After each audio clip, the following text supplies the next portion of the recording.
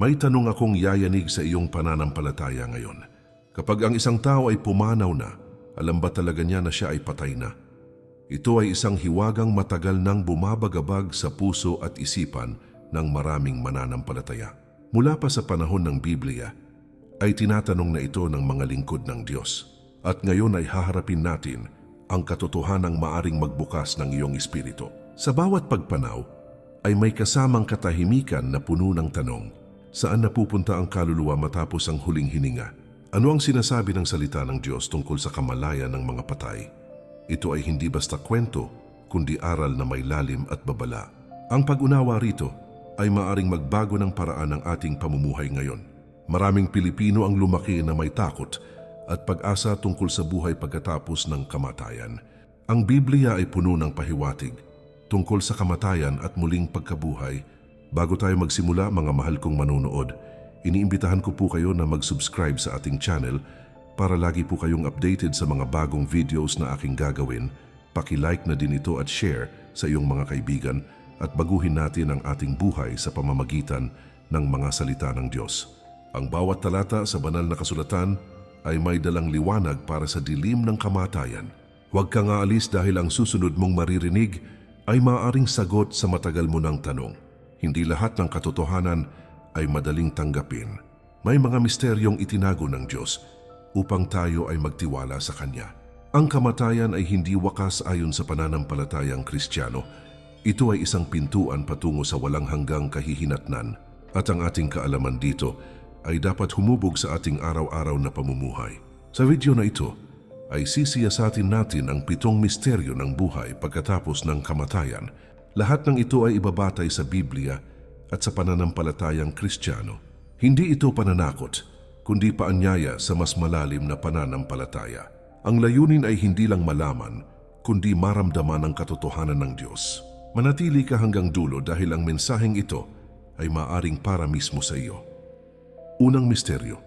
Alam ba ng mga patay na sila ay patay na? Ayon sa banal na kasulatan, ang kamatayan ay madalas ihambing sa isang mahimbing na pagtulog. Ipinapakita nito na ang tao ay wala munang kamalayan sa mga nangyayari sa mundo. Sa aklat ng Ecclesiastes sinasabi na ang mga patay ay walang nalalaman at wala nang alaala sa ilalim ng araw. Ang pahayag na ito ay malinaw, ngunit madalas hindi napapansin ng marami. Ito ay nagpapakita na ang kamatayan ay isang ganap na paghinto ng aktibong buhay ng tao. Maraming paniniwala ang nagsasabing ang mga patay ay nagmamasid sa kanilang mga mahal sa buhay. Ngunit kung susuriin ang Biblia, makikita na wala itong malinaw na patunay. Sa halip ay sinasabi ng salita ng Diyos na ang mga patay ay hindi na nakikibahagi sa mga gawain ng mga buhay. Ang kanilang pag-iisip at damdamin ay humihinto kasabay ng pagkawala ng hininga. Ito ay isang katotohanang humahamon sa tradisyon, ngunit nagbibigay linaw sa pananampalataya. Sa lumang tipan, ang mga patay ay inilalarawan bilang bumabalik sa alabok ng lupa. Ang kanilang katawan ay naghihintay ng takdang oras ng Diyos. Habang sila ay nasa ganitong kalagayan, ay wala silang kaalaman sa paglipas ng panahon. Para sa kanila ang kamatayan ay tila isang iglap lamang. Ang susunod nilang mararanasan ay ang pagtawag ng Diyos sa araw ng muling pagkabuhay. Ang kamatayan ay hindi inilalarawan sa Biblia bilang agarang pagpunta sa gantimpala o parusa. Sa halip, ito ay isang pahinga mula sa mga gawa ng buhay. Ang hustisya at paghuhukom ay itinatakda sa hinaharap na panahon. Ito ay nagpapakita ng kaayusan at katarungan ng Diyos. Walang sino man ang mauuna o mahuhuli sa itinakdang plano ng may kapal. Ang muling pagkabuhay ang sentro ng pag-asa ng Kristiyanong pananampalataya. Kung ang mga patay ay may kamalayan na agad, ay mawawala ang saysay ng muling pagkabuhay. Ngunit malinaw na itinuro ni Jesus ang pagkabuhay na magmuli sa huling araw. Ito ang dahilan kung bakit tinatawag ang kamatayan bilang pagtulog sa maraming talata. Ang paggising ay mangyayari lamang sa tinig ng anak ng Diyos. Ang misteryong ito ay nagbibigay babala sa bawat nabubuhay. Habang tayo ay may hininga, ay may pagkakataon tayong magsisi at magbalik loob sa Diyos. Walang ikalawang pagkakataon. Sa panahon ng kamatayan, ang mga pasya sa buhay na ito ang may bigat sa walang hanggan. Ito ang dahilan kung bakit napakahalaga ng pamumuhay ayon sa kalooban ng Diyos. Para sa mga Pilipinong relihiyoso, ang katotohanan ito ay paanyaya sa mas malalim na pananampalataya. Hindi tayo dapat umasa sa pamahiin, kundi sa salita ng Diyos. Ang kamatayan ay hindi dapat katakutan kundi paghandaan. Ito ay paalala na ang buhay ay regalo na may hangganan. At sa bawat araw na ibinibigay ng Diyos ay may layunin at pananagutan. Ikalawang misteryo, saan napupunta ang kaluluwa pagkatapos ng kamatayan? Isa sa pinakamaraming tanong ng mga mananampalataya ay kung saan napupunta ang kaluluwa kapag ang tao ay namatay. Maraming paniniwala ang nagsasabing agad itong umaakyat sa langit o bumababa sa parusa. Ngunit mahalagang suriin muna kung ano talaga ang sinasabi ng Biblia. Ang salita ng Diyos ang dapat maging batayan at hindi ang tradisyon lamang.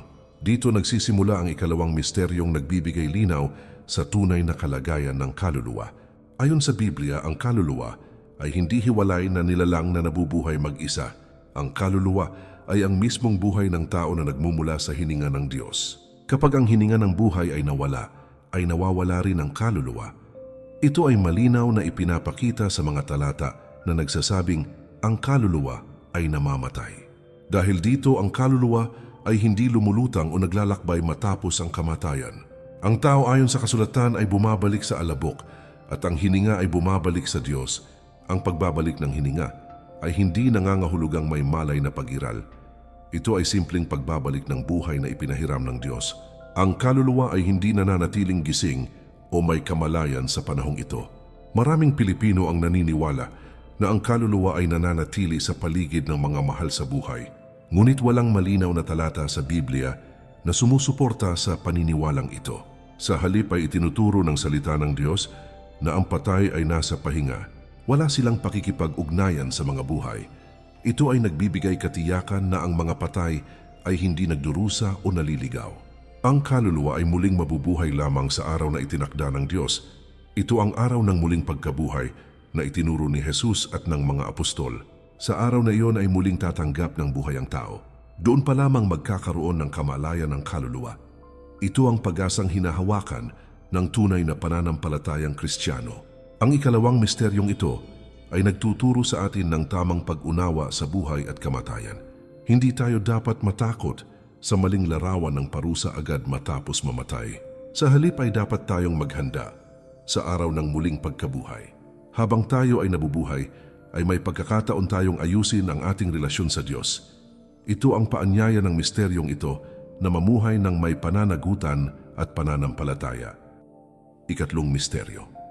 May kamalayan ba ang mga patay sa mga buhay? Maraming tao ang naniniwala na ang mga patay ay patuloy na nagmamasid sa kanilang mga mahal sa buhay sa mundo. May paniniwala na sila ay nakikita ang bawat luha at naririnig ang bawat panalangin na iniaalay. Ito ay karaniwang maririnig tuwing may namamatay at may naiiwang nagdadalamhati. Ang ganitong paniniwala ay nagbibigay pansamantalang aliw sa nasasaktan na puso. Ngunit mahalagang itanong kung ito ba ay nakabatay sa katotohanang itinuturo ng banal na kasulatan. Ayon sa Biblia, ang mga patay ay wala ng kamalayan sa mga nangyayari sa mundo ng mga buhay. Sinasabi sa aklat ng Ecclesiastes na wala na silang bahagi sa anumang gawain sa ilalim ng araw. Ipinapakita nito na ang pag-iisip at pakiramdam ng tao ay humihinto sa oras ng kamatayan. Hindi nila nalalaman kung may umiiyak o nagdarasal para sa kanila. Ito ay isang malinaw na katotohanan na madalas natatabunan ng emosyon at tradisyon. Ang kamatayan sa Biblia ay paulit-ulit na inilarawan bilang isang ganap at tahimik na pahinga. Hindi ito pahingang may panaginip o pagmamasid sa mundo. Ito ay katahimikan na walang kaalaman sa oras at mga pangyayari. Ang paghahambing ng kamatayan sa mahimbing na pagtulog ay may malalim na kahulugan. Ipinapakita nito na ang mga patay ay hindi gising upang makialam sa buhay ng mga naiwan. May mga kwento ng karanasan na inaakalang mensahe o babala mula sa mga yumao. Ang ganitong mga kwento ay mabilis kumalat lalo na sa mga panahong puno ng takot at lungkot. Ngunit malinaw na ipinagbabawal ng Biblia ang anumang pakikipag-ugnayan sa mga patay. Ito ay dahil ang mga patay ay hindi nakikipag-usap at hindi nagsusugo ng mensahe. Anumang ganitong karanasan ay hindi nagmumula sa Diyos at maaaring magdulot ng pagkaligaw. Ang Diyos lamang ang may ganap na kaalaman sa nakaraan, kasalukuyan at hinaharap. Siya lamang ang nakakakita ng lahat ng nangyayari sa langit at lupa. Ang mga patay ay hindi ginawang tagapagbantay o tagapagtanggol ng mga buhay. Ang ganitong paniniwala ay unti-unting naglilipat ng tiwala mula sa Diyos patungo sa tao. Ito ang dahilan kung bakit mahalagang ituwid ang maling pagkaunawa tungkol sa kamalayan ng mga patay. Para sa mga nagluluksa ang misteryong ito ay maaring mahirap tanggapin sa simula. Ngunit sa mas malalim na pag-unawa ito ay nagbibigay tunay na aliw at kapayapaan. Hindi nakikita ng mga patay ang paghihirap at problema ng kanilang mga mahal sa buhay. Hindi sila nabibigatan sa sakit at pagsubok ng mundong ito. Sila ay nasa isang kalagayan ng pahinga habang hinihintay ang takdang araw ng Diyos. Hindi sa mga patay kundi sa Diyos na buhay magpakailanman at hindi natutulog. Sa Kanya lamang tayo dapat manalangin at humingi ng lakas at patnubay. Habang tayo ay nabubuhay, ay may pagkakataon tayong ayusin ang ating relasyon sa Diyos. Ito ang paanyaya ng misteryong ito na palalimin ang ating pananampalataya ngayon pa lamang habang may panahon pa. Ika-4 na misteryo. May parusa o gantimpala ba agad pagkatapos ng kamatayan? Isa sa pinakamatinding tanong ng pananampalataya ay kung may agarang parusa o gantimpala pagkatapos mamatay. Marami ang naniniwala na sa sandaling pumanaw ang tao ay agad siyang hahatulan. Ang paniniwalang ito ay laganap at madalas ipinapasa mula sa henerasyon hanggang henerasyon. Ito ay nagbibigay takot sa ilan at maling kapanatagan naman sa iba. Ngunit mahalagang suriin kung ito ba ay naayon sa itinuturo ng Biblia. Ayon sa banal na kasulatan, ang paghuhukom ay hindi agad nagaganap sa oras ng kamatayan. Itinuturo ng Biblia na ang hatol ay itinalaga sa hinaharap na panahon. Ang kamatayan ay hindi ang mismong araw ng paghatol. Ito ay pansamantalang pahinga habang hinihintay ang itinakdang oras ng Diyos. Ipinapakita nito ang kaayusan at katarungan ng may kapal sa kanyang plano. Maraming talata ang nagsasabing ang gantimpala ay matatanggap sa araw ng muling pagkabuhay. Hindi ito ibinibigay habang ang tao ay patay pa. Ang gantimpala ay kaugnay ng muling pagkabuhay at ng pagbabalik ng kamalayan. Ito ay malinaw na itinuro ni Jesus sa kanyang mga alagad. Ang buhay na walang hanggan ay ipinangako sa hinaharap at hindi sa sandali ng kamatayan. Ganon din ang parusa ayon sa Biblia ay hindi agad ipinapataw. Ang parusa ay bahagi ng huling paghuhukom ng Diyos. Ito ay nagpapakita na ang Diyos ay makatarungan at hindi padalos-dalos. Walang sino man ang hinahatulan nang hindi dumarating ang takdang araw. Ito ay nagbibigay katiyakan na ang hustisya ng Diyos ay ganap at perpekto. Ang paniniwalang may agarang parusa ay kadalasang ginagamit upang manakot, ngunit ang tunay na layunin ng salita ng Diyos ay magdala ng pagsisisi at pagbabago. Hindi takot, kundi pananampalataya ang nais itanim ng Diyos sa puso ng tao. Ang pagkaunawa sa tamang oras ng paghuhukom ay nagdadala ng kapayapaan. Ito ay nagpapalakas ng loob ng mga tapat na nananampalataya. Para sa mga Pilipinong relihiyoso, ang misteryong ito ay mahalagang pagnilayan. Hindi dapat mabuhay sa takot, kundi sa pag-asa sa pangako ng Diyos. Ang kamatayan ay hindi ang wakas ng lahat. Ito ay bahagi lamang ng mas dakilang plano ng kaligtasan.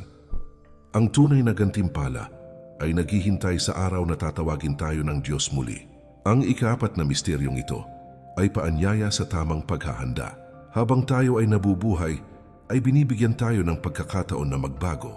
Ang mga pasya ngayon ang may epekto sa hinaharap. Hindi tayo dapat maghintay ng kamatayan upang ayusin ang ating buhay. Ito ang mensahe ng misteryong ito, na mamuhay tayo ng may pananagutan sa harap ng Diyos. Ika-5 misteryo, ano ang araw ng muling pagkabuhay? Ang araw ng muling pagkabuhay ay isa sa pinakapundasyon ng pananampalatayang Kristiyano ayon sa Biblia. Ito ang dakilang araw na ipinangako ng Diyos kung kailan muling bubuhayin ang lahat ng namatay. Hindi ito isang simbolikong kwento lamang, kundi isang tiyak at banal na pangyayari. Maraming relihiyosong tao ang nakatuon lamang sa kamatayan at hindi sa muling pagkabuhay. Ngunit dito tunay na nakasalalay ang pag-asa ng buhay na walang hanggan. Ayon sa banal na kasulatan, ang muling pagkabuhay ay mangyayari sa takdang panahon ng Diyos. Hindi ito agad nagaganap sa oras na pumanaw ang tao. Ito ay sabayang pangyayari na mangyayari sa isang itinakdang araw. Ang mga namatay ay babangon mula sa alabok ng lupa ayon sa kapangyarihan ng may kapal. Walang sino man ang makakaiwas sa araw na ito dahil ito ay bahagi ng kanyang plano. Itinuro ni Jesus na darating ang oras na maririnig ng mga patay ang tinig ng anak ng Diyos. Sa sandaling iyon ay babangon ang mga namatay upang tumanggap ng muling buhay. Ang muling pagkabuhay ay hindi lamang para sa mga matuwid, kundi para sa lahat. Ang bawat isa ay babangon upang humarap sa harap ng Diyos. Ito ang dahilan kung bakit napakahalaga ng paraan ng ating pamumuhay ngayon. Ang muling pagkabuhay ay hindi pagbabalik sa dating katawang marupok at may sakit. Ito ay pagbibigay ng bagong katawan ayon sa kalooban at kapangyarihan ng Diyos. Isang katawang hindi na kayang sirain ng kamatayan o karamdaman. Ito ang pangakong nagbibigay lakas sa mga dumaranas ng matinding pagsubok sa buhay. Ang kamatayan ay hindi na magkakaroon ng kapangyarihan sa araw na iyon. Para sa mga tapat na nananampalataya, ang araw ng muling pagkabuhay ay araw ng dakilang kagalakan.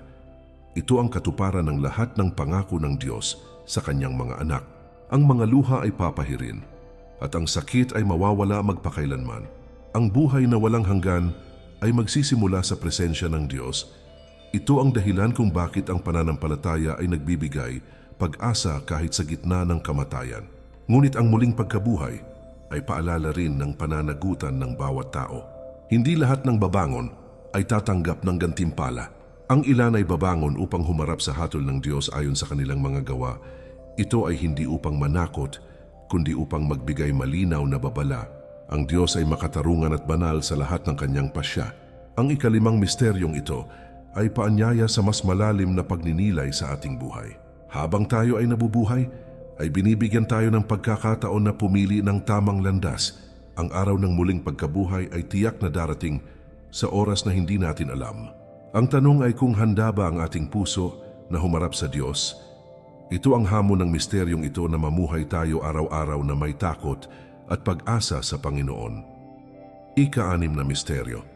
Ano ang tunay na kahulugan ng langit at impyerno? Ang langit at impyerno ay dalawang konseptong malalim na nakaukit sa pananampalatayang Kristiyano ng maraming Pilipino. Mula pagkabata ay naririnig na natin ang mga salitang ito sa simbahan at sa mga kwento ng matatanda. Marami ang may sari-sariling larawan sa isip kung ano ang itsura ng langit at impyerno. Ang iba ay iniisip na ang langit ay agarang pinupuntahan ng mabubuti pag namatay, samantalang ang impyerno ay itinuturing na agad na parusa sa mga makasalanan. Ngunit mahalagang balikan kung ano talaga ang sinasabi ng Biblia tungkol sa langit. Ayon sa banal na kasulatan, ang langit ay hindi lamang isang pisikal na lugar. Ito ay isang pangako ng Diyos para sa mga mananatiling tapat sa kanyang kalooban.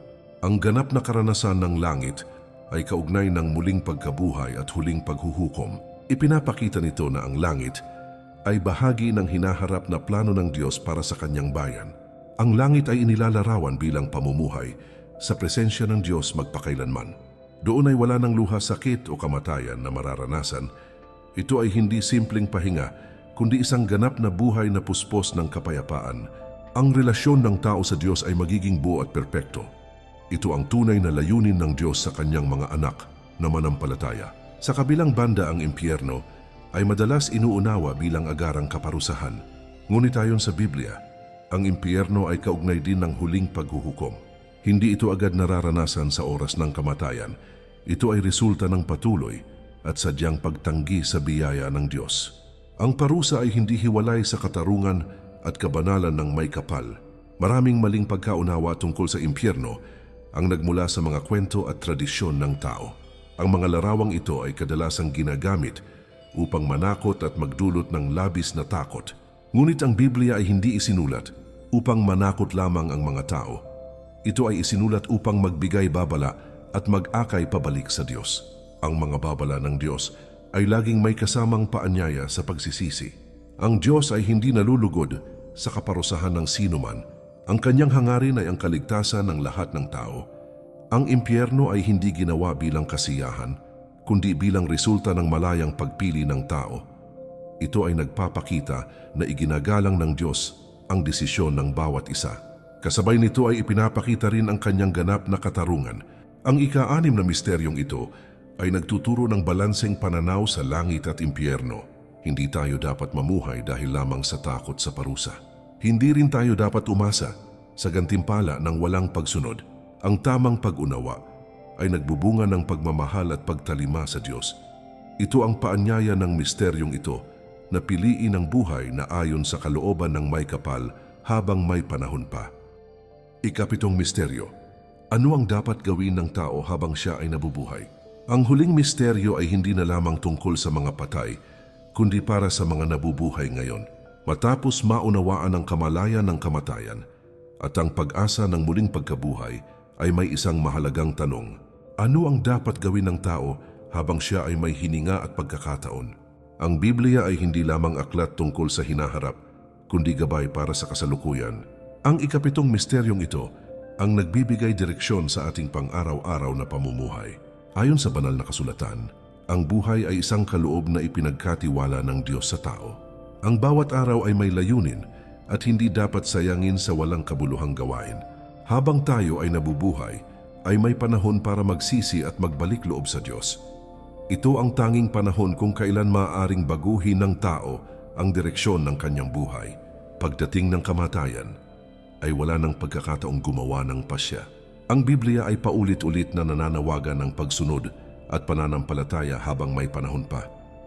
Hindi sapat ang relihiyon kung walang tunay na pagbabago ng puso. Ang pananampalataya ay dapat makita sa gawa at pamumuhay araw-araw. Ang pagmamahal sa Diyos ay ipinapakita sa pagmamahal sa kapwa. Ito ang tunay na sukatan ng buhay na ayon sa kalooban ng may kapal.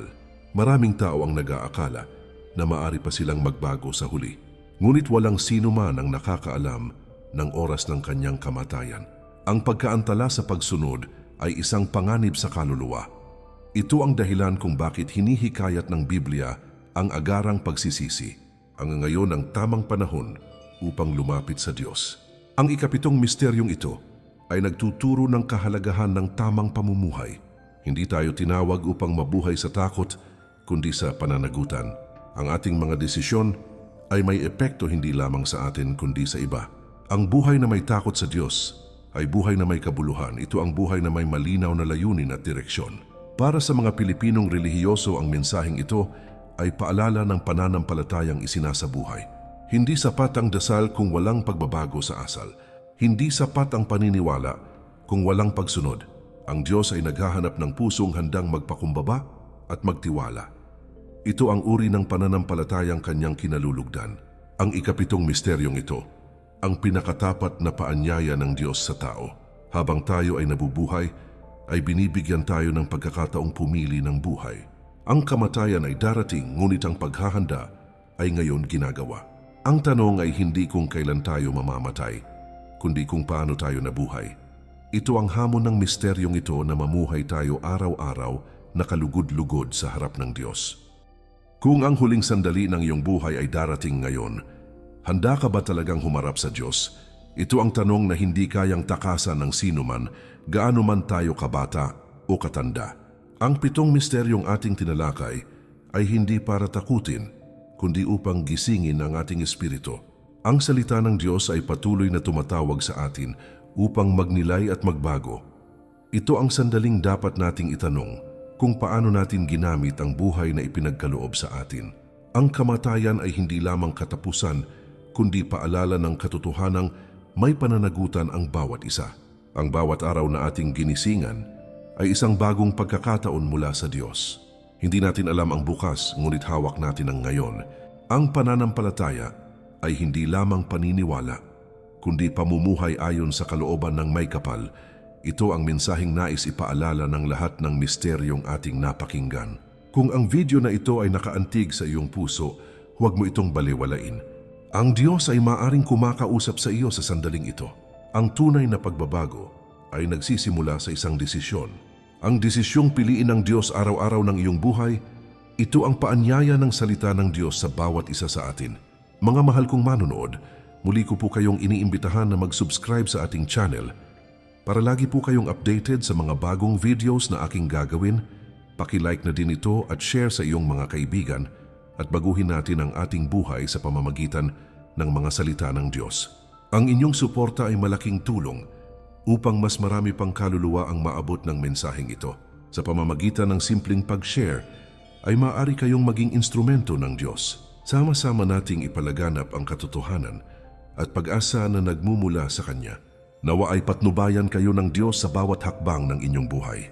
Hanggang sa muli ay huwag kalimutang mamuhay na may takot at pag-ibig sa Panginoon. Ang buhay ay maikli ngunit ang walang hanggan ay tiyak. Piliin natin ang landas na patungo sa buhay. Manatili kayong matatag sa pananampalataya. Pagpalain nawa tayong lahat ng Diyos magpakailanman.